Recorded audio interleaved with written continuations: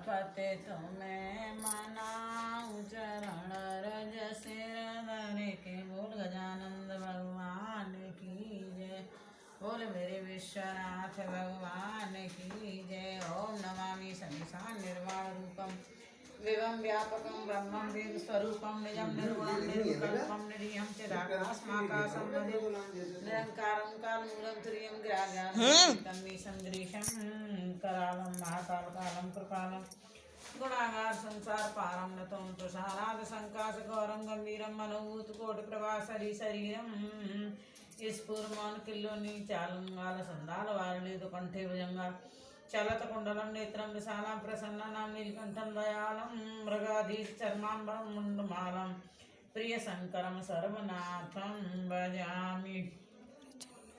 प्रचण्डं प्रकष्टं प्रगल्भं परेशम् अखण्डं भज महानकोटिप्रकाशं त्रिशूलनिर्मूलनं शूलपाणिं भज भवानीपति भागम्यं कल्याणकारी कल्पांतकारी सदा सज्जनंददाता पुरारी चिदानंद संदो मोहापहारी प्रसीद प्रसीद प्रभु मंत्रधारी नैयावतमा पदारविंदम भजन्ति परिवलोका नराणां न तावत् सुखं शांति संतापनाशं प्रसीद प्रभु सर्वभूताद्वासं न जानामि योगं जपं नैवेद्य पूजां नतों सदा सर्वदा सद्वितुभ्यं जराजन्मदुःखौता तप्यमानं प्रभुपायापनमामि शम्भो।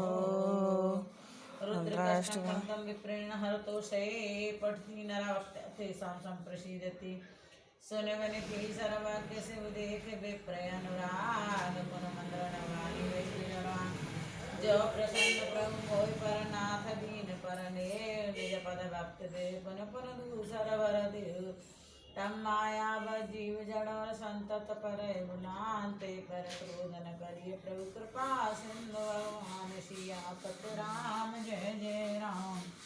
मेरे प्रभु राम करो कल्याण। बोल नारायण भगवान की जय। बोल से प्राण भगवान की जय। जय जय। ज्ञान निरूपण। ज्ञान निरूपण। ऋषि बोले, हे सूर्य, अब आप हमें इस प्रकार का ज्ञान समझाइए जिसे जान करके शिव स्वरूप की प्राप्ति हो। इसी प्रकार सर्वव्यापक और तथा सदा शिव ये किस प्रकार के हैं यह भी सुनाने की कृपा करें। सूर्य बोले, ऋषियों, सौनक, नारद, कुमार, व्यास, कल्पाद ने एक समय सभा की। उसमें यह निश्चय किया कि सारा ब्रह्मांड शिव रूप है एवं सारा संसार शिव रूप है एवं शिव इच्छा करते हैं तभी जगत की रचना करते हैं और आप इस जगत के भीतर भी हैं और एवं बाहर भी हैं। इस संसार में लिपायमान नहीं चित स्वरूप है। वस्तुतः आप ही सबको शुभ स्वरूप से मालूम होते हैं, इसके अतिरिक्त और कुछ नहीं है। अज्ञान का अर्थ तो चित्त की भांति है। जब अनेक देवताओं को देखा जाता है तभी बुद्धि मंद हो जाती है, किंतु वेदांत जानने वाले अद्वितीय पर ब्रह्म हैं। ऐसा ही सदा शिव कहा करते हैं। भगवान शिव के अंग रूप प्राणी अज्ञान से मोहित होकर हम अन्य हैं ऐसा मान बैठते हैं, किंतु शिव जी इस अज्ञान से परे हैं। सब जीवों के रचयिता चेतन अचेतन के स्वामी शिव इन सब में व्याप्त हैं। पंडित जन इन्हें ही देखने के लिए प्रयत्न करते हैं। वेदांत के अनुसार ही ज्ञान प्राप्त करके उनका दर्शन पाते हैं। शिव से भिन्न और कुछ भी नहीं। भ्रम के कारण भी शिव अनेक रूपों में दिखाई देते हैं। कारण एवं कार्य में कोई भेद नहीं। अज्ञान के कारण दोनों भिन्न भिन्न दिखाई देते हैं। अज्ञान के नाश हो जाने पर फिर कुछ भेद नहीं मालूम होता। अकेलेपन को अनेकपन को प्राप्त होने वाले वृक्ष का बीज ही तो कारण है। वही बीज वृषभ नष्ट हो जाता है किंतु फिर भी नष्ट नहीं। इसी प्रकार ज्ञानी तो बीज है एवं विकृत वृक्ष है। इससे जब मुक्त हो जाता है तो फिर ज्ञानी ही ज्ञान है। इस कारण सभी शिव रूप है एवं शिव सभी के में रूप है एवं शिव सभी रूप में है। इसमें भेद नहीं। प्रकार सूर्य एक है, उसका जल आदि में प्रतिबिंब पड़ता है तो कई रूप दिखाई देते हैं, उसी प्रकार शिव के एक होते हुए भी ब्रह्म के कारण बहुत से रूप दिखाई देते हैं। प्रत्येक प्राणी अहंकार द्वारा अपने कर्म का फल भोगता है। भगवान शिव तो अहंकार रहित निर्लेप एवं महान है।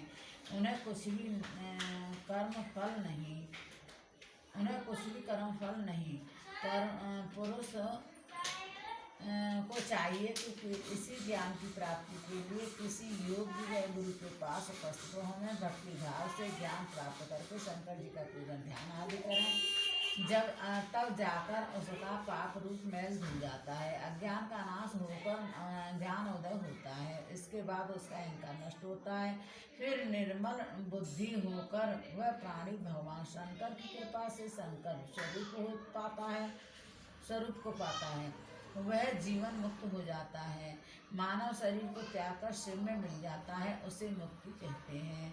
संसार में ज्ञानी वही है जिसे हर्ष न हो न विषाद, अच्छाई में खुश नहीं, बुराई में क्रोध नहीं, सुख दुख दोनों बराबर हैं। मुक्ति की अभिलाषा जो शरीर द्वारा अथवा आत्म योग से जब तत्वों का विवेकवान होता है, तब प्राणी अपना शरीर शिव में विलीन कर देता है, वह सांसारिक व्याधियों से छूट जाता है। ऋषियों, यह वचन ज्ञान मैंने सत्संग द्वारा प्राप्त करके आपको सुना दिया, जो कि चित्त में भली भांति धारण करने के योग्य है।